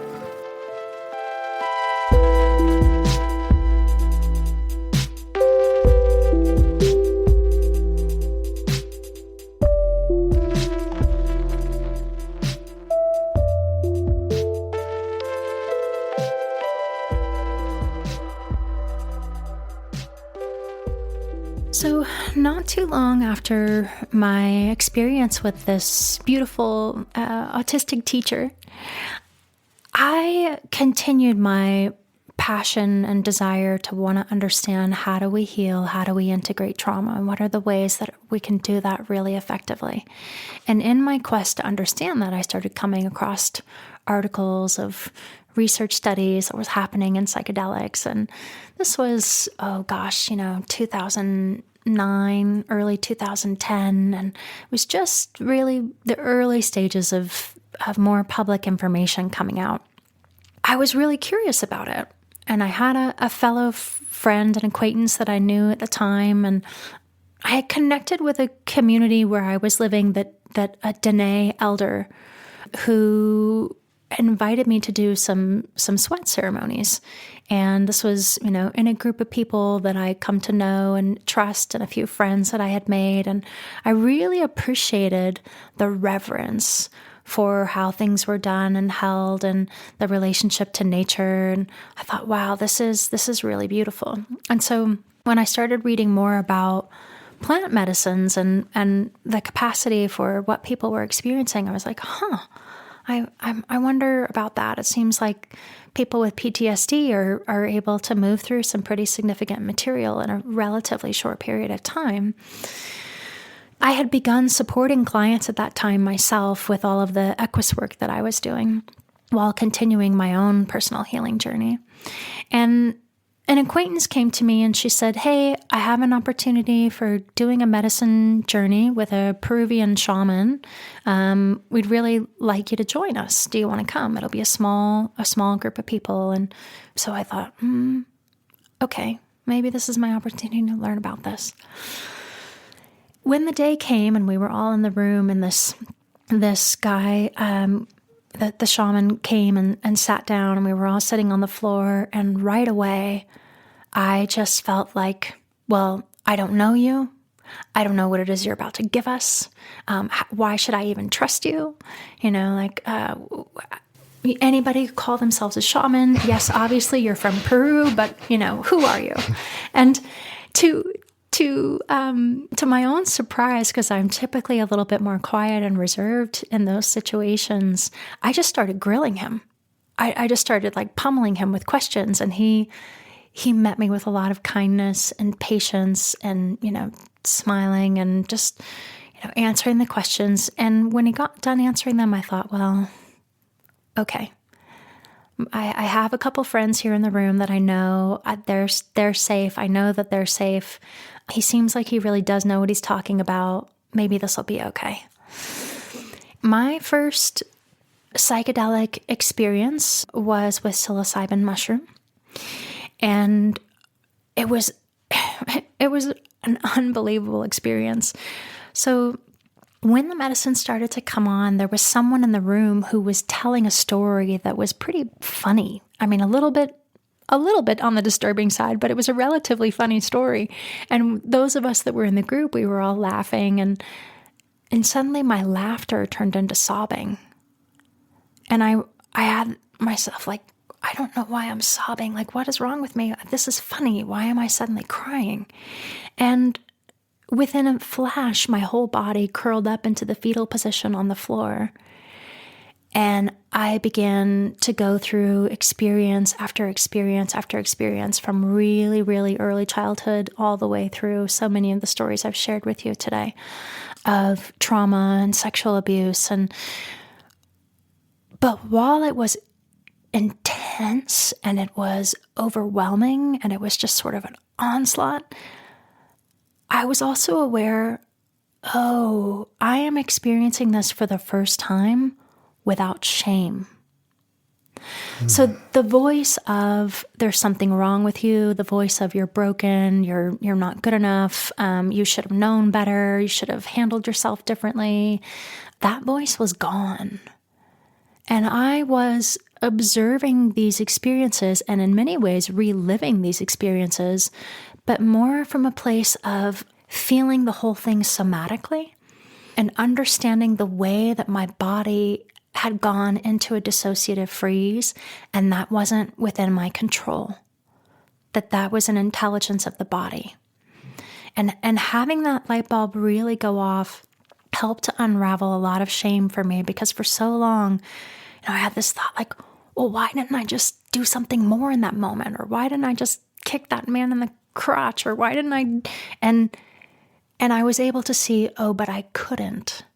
The physiology of the body had moved me into a completely different state. And part of that re-experiencing was even going through, intense feelings of despair, hopelessness, deeply longing to die, deeply longing to transition, unable to move, can't feel my body. And then as the medicine session went on, I then started to kind of go into the next phase, which was beginning to feel the charge and the heat of emotion, the anger, the, outrage, the impulse to want to scream, to kick, to fight, to bite, and then eventually that impulse to flee, just shaking, trembling, wanting to run out of the room, until slowly going through all of this, I eventually landed in this place of, I'm here, I'm alive, I did survive all these things, it is okay. I could look around the room and see I'm safe. And so my experience of the medicine was such that not only was it really grueling and going through all those trauma experiences, but it was powerful that I could go through that and see, oh, wait, my body hasn't been the enemy the whole time. It's actually been working really intelligently to protect me. And the way that I responded to these things makes a lot of sense. Yeah. Sounds like it was deep exposure therapy, but without shame. Like taking you back into the fire of it, minus shame. Right. Yeah. Yes. Yeah. And after that medicine session, when I came back into the room and was more aware of what was going on around me, and I was even for the next several days and weeks, I was conscious of how much I had been avoiding people, how much I avoided relationship, how much I still kind of distrusted men and had a lot of difficulty interacting with them. And there was something about that medicine experience that allowed me to not only see and have more awareness around that, but it allowed some of that energy to drop away, because now instead of having to hold so tightly to a lot of dissociative strategies, if you will, I was more embodied. So I could actually feel and see the person in front of me and begin to discern if there was something I felt unsafe with, or whether this person really felt, genuine and honest and vulnerable and respecting needs and boundaries and things like that. Yeah. Do you think that your work with psychedelics was what really started to shift the needle to help you be able to be around men and trust men and not feel in either shutdown or fear mode? Yeah. I do. Mind you, I want to make sure to share that I don't think it's just any one thing. I feel like the entire intention and healing journey, whether it was therapeutic work or somatic processing or the psychedelic work, there were a lot of different things that contributed to that healing process. But for sure, the psychedelics accelerated it pretty dramatically. From that point on, which was 2010, it's been a 15-year journey of, deep dive into this work, both for my own healing and the support and facilitation for clients that I serve. And so I definitely had a really significant pivot point after that first medicine session of starting to be more curious and being intentional about building safe relationships. Really recognizing, okay, we can't do this by ourselves. This isn't about walling myself off and just trusting no one forevermore and hoping I'm going to get through life by myself, because that doesn't work. And it's really lonely. And so some part of me knew I needed to develop my own safe herd.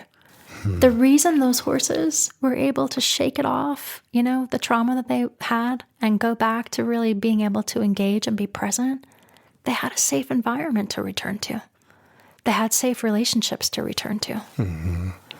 And I began to make that connection much more consciously. And I thought, okay, I'm going to be intentional about the relationships I'm forming and be really discerning about whether they feel safe or not. Mm-hmm. Yeah. Yeah, I'm just fast forwarding to now thinking, you're engaged. You have a lovely fiance, such a nice man.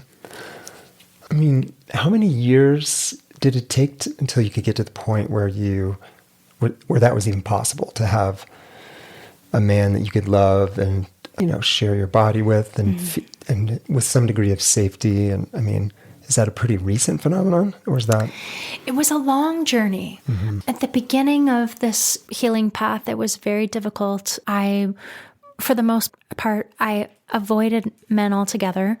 I didn't date. I just made sure I was going in the complete opposite direction as much as possible. And then eventually I found someone that I had a sense of kindred spirit with, and we began dating. And I was intentional in knowing that, okay, my body has all this association to physical intimacy, to sexual experience. I'm going to have to take the time and have someone who's a good communicator and who won't take this personally, who can work through this with me.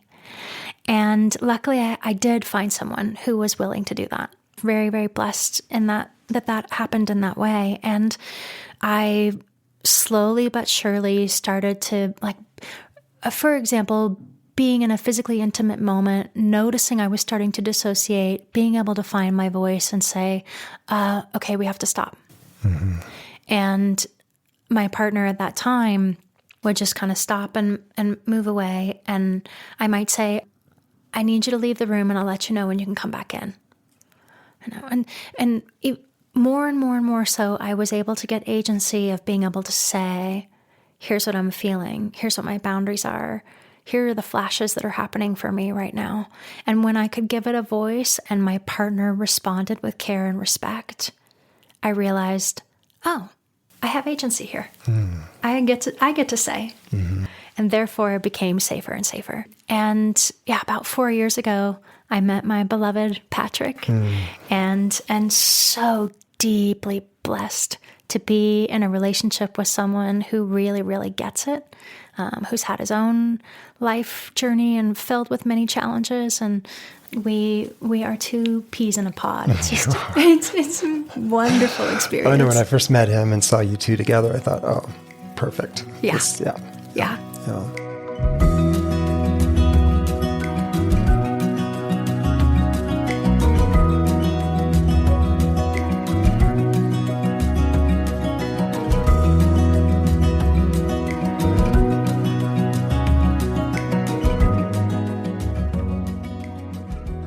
I wonder if we might sort of try to tie this all together and maybe start first with, in this long healing journey. What did not work for you? And then also in this long healing journey, what was most crucial? What really worked for you? Yeah. So I would say the aspects that didn't work was the whole internal narrative of I'm broken, there's something wrong with me. Now, I come to understand in the years of study and the years of doing this work and serving clients over the last 20 years, part of that is a natural process that happens when we don't get to express our needs and our boundaries. The anger turns inward. We end up unconsciously turning it towards ourselves, and it turns to shame. I'm bad. I'm broken. I should have handled this differently. I'm flawed. But certainly the loop with that voice didn't serve me. And if I could meet someone who's struggling with this kind of work now in their early teens, it'd be one of the first things I'd try to help them understand. Is first of all, that's a natural process that happens, and let's work with it because it's really going to keep you stuck when you stay married to that story. The other thing that didn't work so well was some of the coping strategies. I mean, sure, I could have chose drugs or addiction, or even I could have gone the direction of promiscuity or, some other coping strategy. For me, it was becoming a workaholic. And I put that throttle down until my body completely broke down. I pushed myself until, I had lots of autoimmune things that flared up, and I pushed myself to the degree that I couldn't work anymore. So I had to start really learning to pay attention to my body. And certainly if I would have understood and gotten a little bit more support with that earlier on, I don't think I would have had to go to that degree. The other thing that was not helpful in the journey that didn't work well was early on when I was approaching the therapeutic work was to tell myself, well, you just need to learn to trust people. You just need to try to give them the benefit of the doubt. You need to, this is your issue, and you've got to try to recognize that people are trying to help you. And when that comes up with the clients that I serve now, one of the things I say is, it doesn't matter even if that person has the utmost best intentions. If there's something in you that doesn't feel safe, it's important to honor it. Slow down. Take your time. Don't be in a rush. If that person really is trustworthy, they will earn it over time. You don't have to force yourself to overcome when either you're triggered from an association or your body is actually telling you this situation and this person doesn't feel safe, doesn't feel comfortable. So I wish I could have said that to my 16, 17-year-old self. I think that would have saved me a lot of pain. Yeah. It is like this dialectic that it's true, you need to begin to trust, but you also have to hold this reality that you're not ready to trust. And I love how you described, you started with your therapist, that he told you stories about him because he realized that he shouldn't be, asking anything from you or putting you on the spot or making you feel uncomfortable. Like it was his job to start to build your trust and to show that he was a real person with a real story. Yeah. Yeah. And so what did work, having a relationship to nature and animals, was a huge grounding force for me and stabilizing force, a sense of safety. Learning to develop safe relationships, starting to get my voice back and understand that I can't really say yes until I learn how to say no. until I can express what my needs and boundaries are, and I see that someone's going to respond to that and care deeply. And then I could take a step forward and start to form connection with someone. So developing a safe herd was vital. Yeah. And the somatic therapy, getting back in touch with my body. I'm now a somatic therapist, so maybe I'm a little biased about this, but it was a huge part of my own healing journey. There were so many places in my experience and in my, literally in my physiology, where I was dissociated from what I was feeling or what I was experiencing. For years, people would say, Koelle, how are you doing? And I'd say, fine. I'm fine. Everything's fine. And when I would try to honestly check in with myself, that's what I felt. Like everything was just always neutral. And one day I thought to myself, there's something about that that's not right. I can't always be fine. When I'm with the horses, I feel so much more. Why don't I feel that in other places? And so learning to get in touch with the body, getting into safe places and safe environments where everything could begin to thaw out. It's almost like fine meant numb. Yeah, it did. Or meant nothing. Right. I don't really feel anything, so I must be fine. Right, so everything must be okay. Yeah. And actually it really wasn't. Yeah.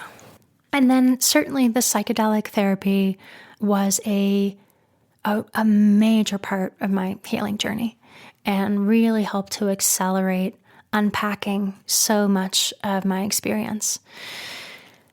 And I think this also leads to the last piece, which is being able to trust that there's a greater intelligence in life, being able to recognize that life is about embracing both the light and the dark, that trauma is a normal experience of being alive. And yet we need a much better foundation than most of us have been given to cultivate our capacity for resilience for navigating these traumas. And I began to understand, okay, I need to make a shift from my orientation being just about survival to recognizing that everything in life is about relationship.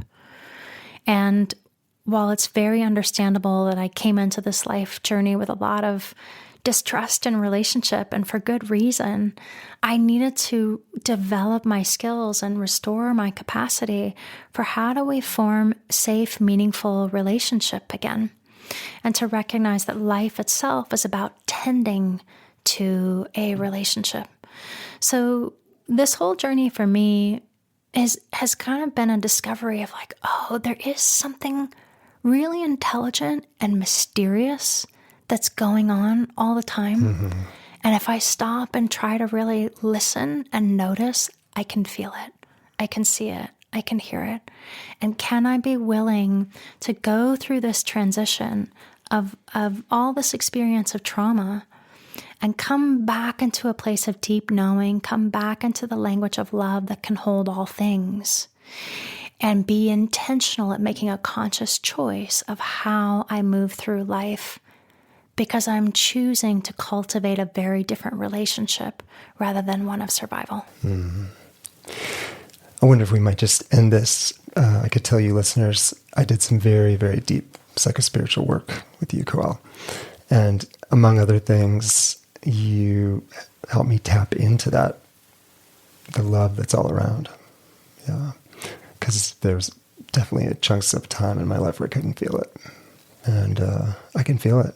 I can still sit in my office sometimes and start to get overwhelmed, and I can think of what you told me, and I can literally connect to like the greater love and feel it come into my body. So, yeah, this has been complete joy to hear your story. I feel really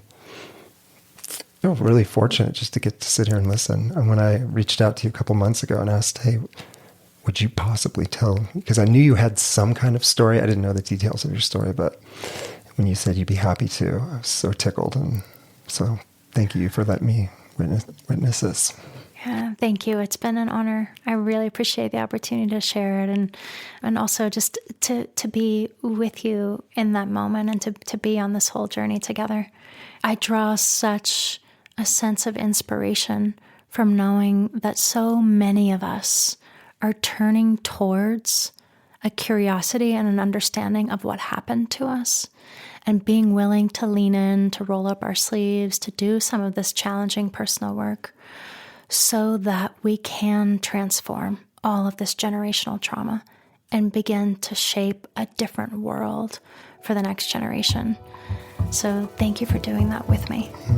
Yeah, you're welcome. Yeah. All right. Thanks, Koelle.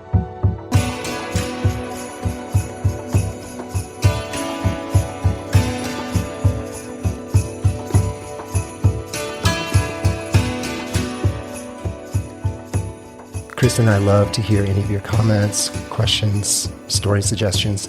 You can reach out to us through my website, craigheacockmd.com. We'll be back in 2 weeks with another story.